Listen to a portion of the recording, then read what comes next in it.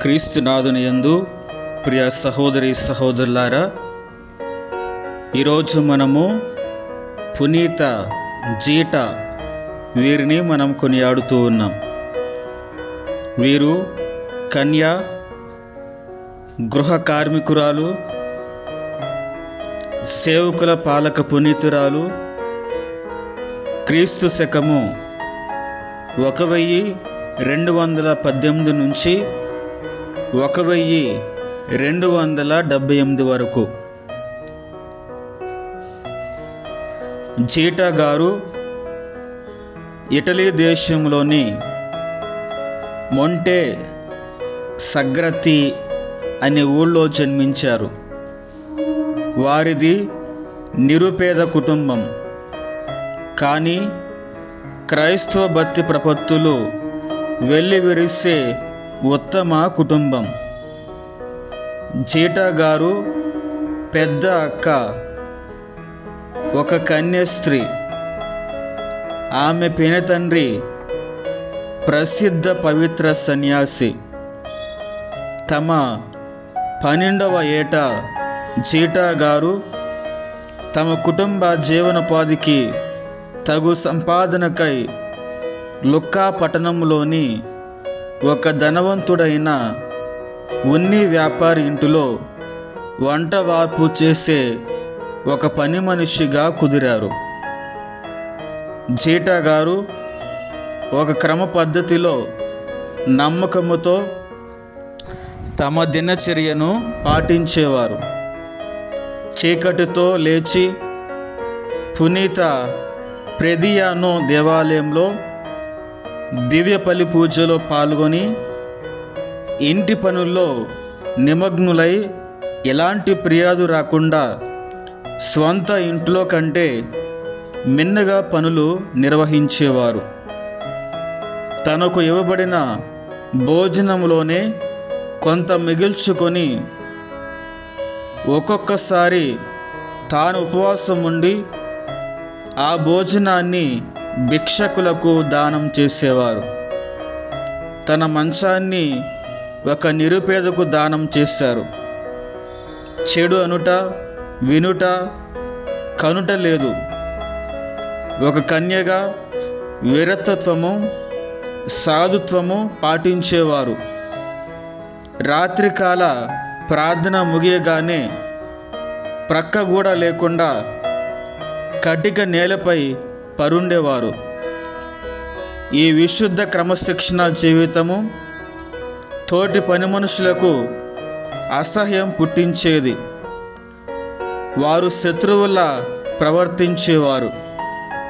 కానీ జీటా గారు వారు పెట్టే అన్ని పరీక్షల్లో నెగ్గేవారు.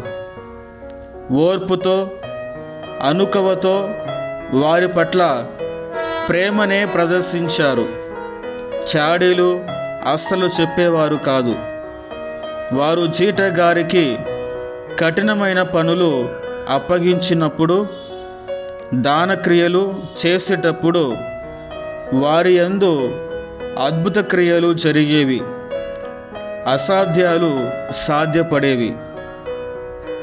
ఈ విధంగా జీటా గారు తమ మంచితనముతో శత్రు గుంపుగా తయారైన తోటి పనివాండ్రులకు ఆదర్శ స్నేహితురాలుగా మారిపోయారు.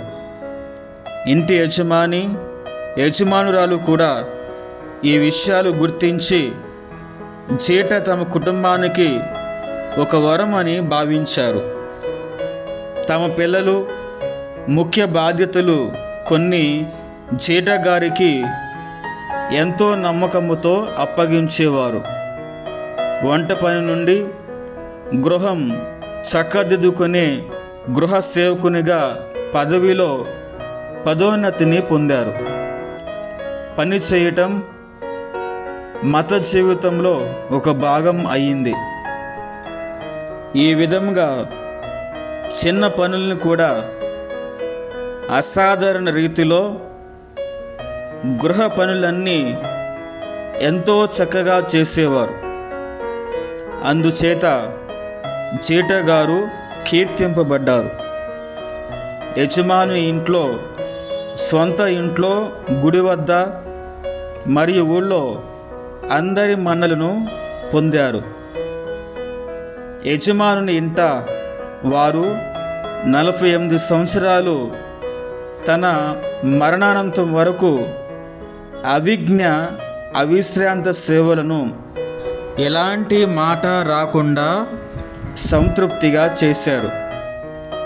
దైవ కార్యాలని కూడా ఆనందంగా చేయటం విశేషం. బ్రహ్మచారినిగా, మిక్కిలి భక్తి, ప్రార్థనా పరురాలుగా, దానదాతృత్వం, మిత్రురాలుగా, ప్రభు ప్రేమిక, ఉత్తమ గృహ సేవకిగా, ఏనాడు సైతానుకు చిక్కకుండా విజయం సాధించి తరించిన జీటా గారు క్రీస్తు శకము 1278 ఏప్రిల్ 28న ప్రశాంతముగా కన్నుమూశారు. ధ్యానాంశం: ఒళ్ళు వంచి పని చేయకుంటే సేవక ఉత్తమరాలు కాదు. మన పరిస్థితుల్లో ఉన్న ప్రజలు భక్తి చూపుటలో సిగ్గుపడితే అది మోసపు భక్తే అవుతూ ఉంది. పునీత జీటా గారా, మా కొరకు, మా కుటుంబాల కొరకు ప్రార్థించండి.